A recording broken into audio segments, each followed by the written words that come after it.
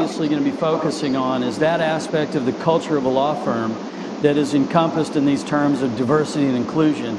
And we'll be talking a little bit more about the distinction in those two terms as we go along. First of all, we want to say that we are not HR. In fact, many of the things that we say might make HR a little bit nervous. And so our focus is less risk averse. It's more about relationships. And there are no relationships without a little bit of risk. Domenica's being nice. We would horrify HR with some of the things that we talk about in the ways that we want to have you build real relationships. Yeah.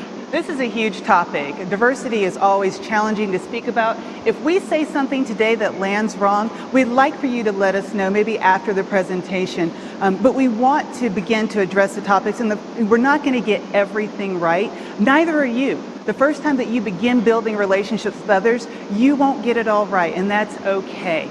And so we want you to give grace and allow us to have a chance to talk to you about it afterwards if we say something that sounds a little funny. In challenging discussions, we often find that we don't agree, and that's also okay. But we want to begin the conversation and let others be heard. So, actually, Domenica, why don't you talk about Yeah, diversity, we like to define diversity as, and this is our definition of diversity, being different from someone and those around you in some significant way. Today, this chart shows a few of the dimensions of diversity. It doesn't cover all the dimensions of diversity. One of the favorites that's not on here is introvert versus extrovert. I love the challenges that that presents. We can't cover everything in this short amount of time, so today's presentation will primarily focus on speaking around gender and ethnic diversity. But again, it's being different than those around you in some significant way. You might call it, you're trying to bridge the diversity divide. And if you think about it, there are those who are the diverse in this sort of broad definition, and then there are those who look like me, right? And what we came up with for that was this idea of the OWL. It stands for Old White Leader.